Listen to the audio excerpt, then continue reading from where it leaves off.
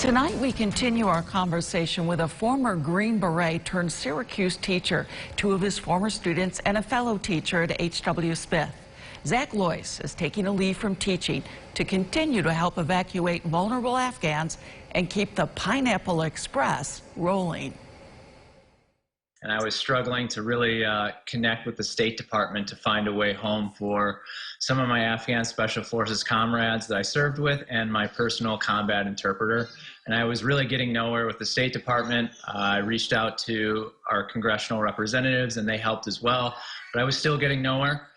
So I shot a message out on LinkedIn about seeking help, and a couple individuals hit me up about a group of people who were in the same situation as I, special operations veterans who were trying to get their friends home. So after that, one thing led to another, and we were able to successfully connect with a lot of our former comrades and guide them to safety at the international airport in Kabul. We conducted 3 nights of successful operations. The first night, we got 30 people to safety. The next night, 100 people to safety. And then the large operation consisted of 500 people getting to safety. We are still conducting operations as we speak. And I understand you were the engineer behind it. It's called Pineapple Express, right? And I love the shirt, by the way. And you engineered this based on some local history. That's correct.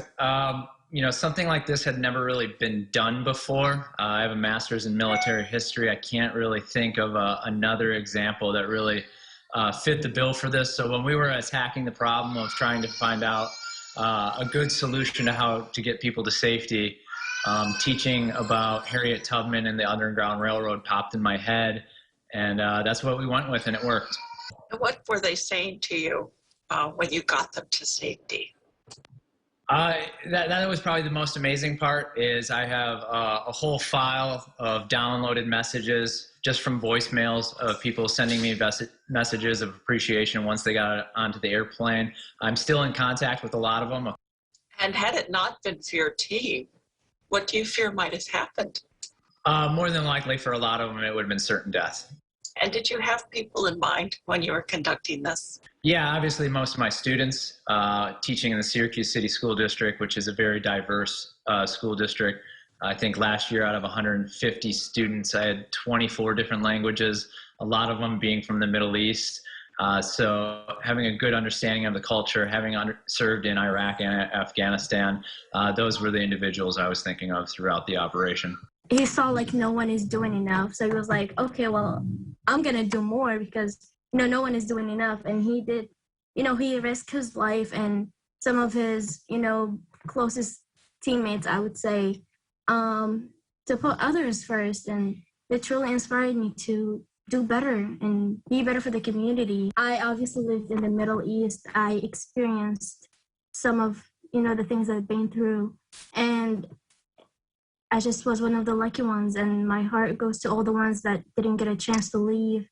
And Mr. Lois also inspired me to help women and do better for the community and do what I do my part. But I knew that he would be the type of person to take a stand for it. It's like, how there's always that one teacher that will always be there for you. He was one of those. He really did inspire me to do better for myself and stuff like that. I was surprised that he was in the Army, period. And when he would show us pictures of him serving with his friends and stuff like that, it would be he's really an awesome dude. When I heard he was doing this, I reached out to him, and there's a family that we're still trying to help leave the country and get to immediate safety, the family of one of our students.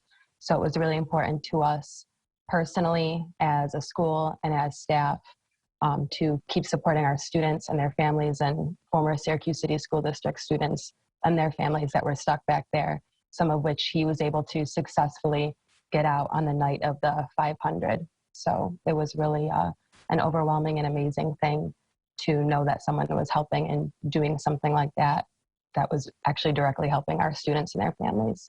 I think it's important for our students not just to see history in a book or on a screen, but to feel connected to it and feel connected to the people around them, the people around the world that are not really so different from them. So I really couldn't see myself coming back into the classroom knowing that the operation was still going on, and looking at the face of my students who were from that region, knowing that I kind of walked away and there was still work to be done. So I took a leave of absence for teaching for the foreseeable future until the operation is done, at least until we get enough home, especially American citizens. So I'm doing that right now. We've got a long road ahead of us. The way we see it is we're just on the 1 yard line. The situation is pretty dire right now with the flight situation. So we are working with other government agencies as best we can to support the people on the ground and trying to work diplomatically with other countries to get our people moved over land to safety or via air. People have talk quite frequently in the United States about making a difference in women's rights and things like that.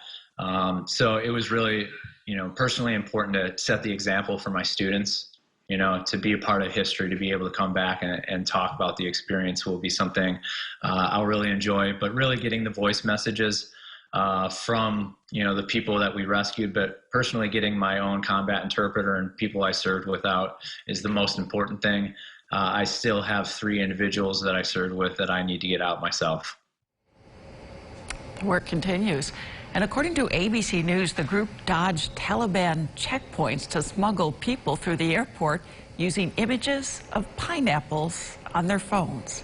Lois encourages anyone who wants to support the task force and relocation of Afghan families, donate to operationrecovery.org.